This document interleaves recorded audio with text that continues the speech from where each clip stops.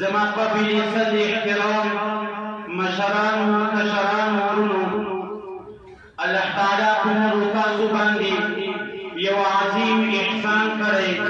چې موږ تاسو یې په یو داسې بابرکته مجلس کې راجمع کړي چې په دې مجلس باندې د الله تعالی انوار ووري و دې مجلس ته الله تعالی له اسمانه څخه ملائکه راښودوي او په داسې مجلسو چې ملائکه ګرځي. کله چې ملائکه داسې مجلس پیدا کړي نو هغه نورو ملائکو ته هم آواز وکړي چې راسئ چې په کوم مجلس چې موږ له اسمانه څخه راښوه سوي یو هغه مجلس دلته شروع دی. نو هغه ملائکه پر داسې مجلس باندې شاوخوا چاپېر راوګرځېږي تر هغه وخته پورې ناستې وي تر څو چې دا مجلس وپای ته رسېږي او د دې ملائکو یو صف جوړ شي هغه صف تر اسمانه پورې ورسېږي. هلته د الله تعالی و حضور ته دا بیان کوي چې نن په جامع عمر فاروق رضی الله عنه کې یو څلورو ماشومانو ستا کلام الله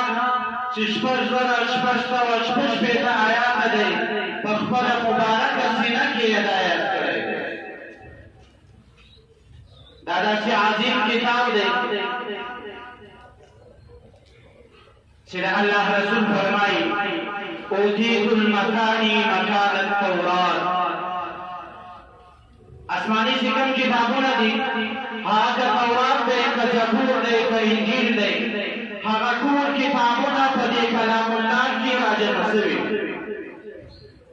حدیث مبارکه کې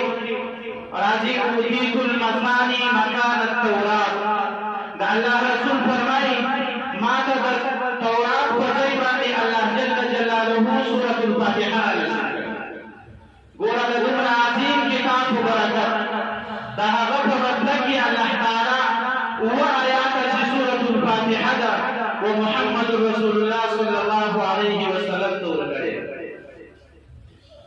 والمائدة مکان الانجیل. سورة المائده چې د قرآن کریم یو سورت دی د الله رسول فرمایي د انجیل په مقابل کې ماته سورة المائده. والحوامیم مکان الزبور. حوامیم چې په سر کې یې حامیم دی دا د قرآن کریم اووه سورتونه دي. د الله رسول فرمایي د زبور په ځای باندې الله تعالی ماته دغه اووه آیات راکړل. وفضلت بالمفصلات. او الله تعالی چې ماته پر دې وړاندې څلوروي زره کم زیاتو انبیاو باندې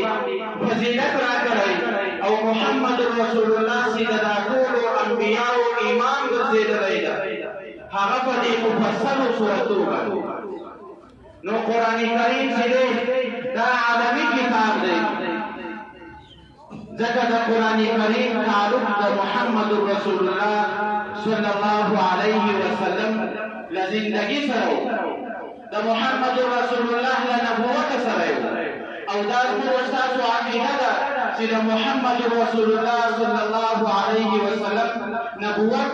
دا آخر د نبي دی تر دې وروسته به بل نبي نه راځي ځکه د الله رسول فرمایي انا خاتم النبیین لا نبی بعدی وانتم خاتم الامم لا امة بعدكم. نو چې کله د قرآن کریم تعلق د محمد رسول الله صلی الله علیه وسلم د نبوت سره شو نو تر ده وروسته خو بل نبي نه راځي دا زموږ ستاسو عقیده او ایمان ده. نو تر دې وروسته بیا بل کتاب هم نشته او د محمد رسول الله صلی الله علیه وسلم پر نبوت باندې الله تعالی په قرآن کریم کې اعلان کوي قل یا ایها الناس انی رسول الله الیکم جميعا. دا د ټول مخلوقاتو لپاره د ټول عالم لپاره دی. دا د نبوت یوازې د انسانانو لپاره نه بلکې د جناتو لپاره هم دی. الله تعالی په قرآن کریم کې فرمایي وإذ صرفنا إليك نفرا من الجن يستمعون القرآن. او دا نبوت یوازې د پیغمبرانو حیوانانو دپاره هم ځکه د حجة الوداع په موقع باندې چې کله حضرت علي رضی الله عنه سل اوښان راوستل له یمن څخه محمد رسول الله هغه سل اوښان قرباني کوي او هر اوښ دومره زور کوي چې هغه خپله رسۍ پرېږدي د محمد رسول الله صلی الله علیه وسلم وچاړې ته ځان رارسوي هغه د خپله غاړه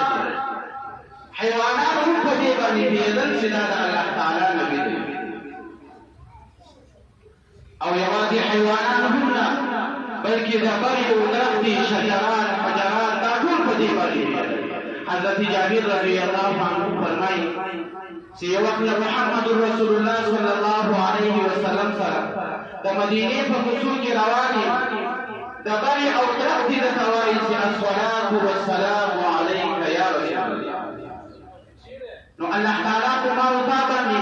یو عظیم احسان کړی چې د داسې نبي امتیان یې پیدا کړي د ده د امت خواهش یو جلیل القدر نبي چې موسی علیه الصلاة والسلام دی هغه هم دا خواهش کړی دی چې کاشکې زه د محمد رسول الله صلی الله علیه وسلم په امت کې نو چې د ده نبوت عالمي دی نو قرآن کریم تعلق د ده سره و قرآن کریم دا کتاب دا هم یو عالمي کتاب ذكر الله تعالى في القرآن الكريم كيف فرمائي تبارك الذي نزل الفرقان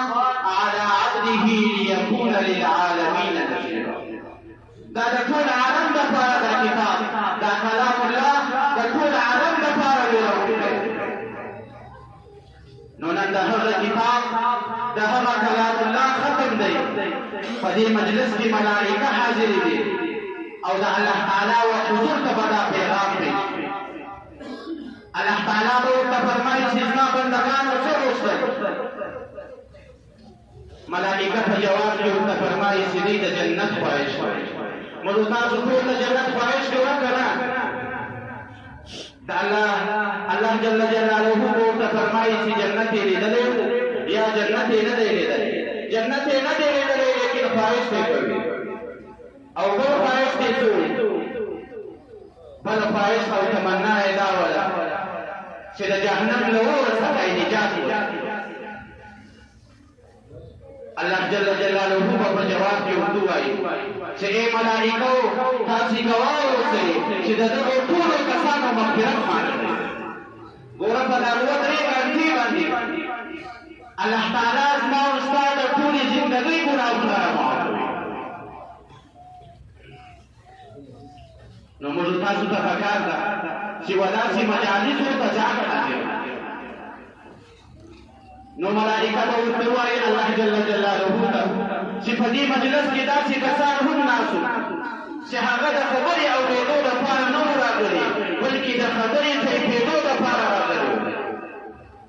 چې دلته څنګه خبرې کېږي او دا خبرې بیا تر بله ځایه پورې ورسوي دا د بل مقصد دپاره راغلي وو او په دې مجلس کې داسې کسان هم وو چې هغه پر لاره باندې تېرېدل هلته د قرآن کریم تلاوت واورېدی یا د تقریر غږ واورېدی دغسې راوګرځېدی په دا مجلس کې کښېنستی د ده مقصد دا نه و چې دلته د یو شی زده کړي الله جل جلاله به ورته فرمایي چې دغو کسانو ته مې هم بخښه کړې څومره مهربانه ذات دی څومره کریم ذات دی نو الله تعالی به تاسو ته یو داسې عظیم مجلس را نصیب کړی دی د دې مسجد چې کله افتتاح کېدله په هغه وخت کې هم زه راغلی وم په دې مسجد کې تقریبا یو صف هم نه جوړېده نن لله الحمد د مفتي صاحب په برکت باندې د باندې به هم ځای نه وي دا خو اول تقریر شروع ده چې ماښام ته رسېږي درسره به د باندې ځای وي نه به دننه ځای نو مفتي صاحب خو دلته ډېر خدمت کړی دی د عالم مثال داسې دی حضرت مولانا محمد شفیع رحمت الله علیه فرمایي چې عالم داسې مثال لري لکه شپانه د شپانه چې کله تعلق و رابطه له خپلې رمې څخه لرې شوه چې کله د ده نظر له خپلې رمې څخه واوښتی بیا پر هغه رمه باندې لیوان هم نه کوي لیکن چې کله د شپانه نظر پر خپل مال باندې وي پر خپله مالداري باندې وي باندې دې حمله وکړه. نو محترمو مفتي صاحب مبارک دلته ډېر خدمت کړی دی. دا پخوا یو چک و، اوس دوه چکه ده. دلته پخوا 2 کسانو هم سبق نه وایو، صرف یو تعلیم زما په یاد دی چې د اذان لپاره بدلې وو. نن لله الحمد په دې مدرسه کې 200 کسان ګزاره کوي. 200 کسان له سهاره تر ماښامه د قرآن کریم تلاوت کوي. د دې برکت د دې وجه شته هغه په دې خاطر باندې دا د تاسو څخه معلومیږي، دا ستاسو له مینې له محبت څخه معلومیږي چې الله تعالی ستاسو په زړونو کې د دین جذبه اچولې ده، چې د هغه نتیجه دا ده چې لله الحمد 4 حافظان دي، روان کال به 10 حافظان وي. د الله رسول فرمایي چې کوم کس له یو عالم سره کومک وکړي، الله تعالی پر یو قدم باندې د یو غلام د ازادېدو ثواب ورکوي. د یو غلام ازادېدل به څنګه وي؟ د الله رسول په بل حدیث کې فرمایي چې کوم کس یو غلام آزاد کړي، الله تعالی هغه ته جنت ورکوي. نو په دې مدرسه کې ډېرو کسانو حصه اخیستې ده او د روانو مېلمنو لپاره دلته ډېر ښه خدمات شوي دي. الله تعالی دې له ټولو څخه په خپل دربار کې قبول کړي. الله تعالی دې یوه په 80,000 باندې وکړي. دنیا خو داسې دنیا خوند کوي چې هغه د دین په خدمت کې مخکې. نو الله تعالی دې تاسو ته مزید هم د دې توفیق ورکړي. او داسې مجلس دی دا حدیث مبارکو کې راځي مجلس فقه خیر من عبادت 60 سنه. په دې یو مجلس کې کښېناستل تر 60 کاله عبادت هم زیات ثواب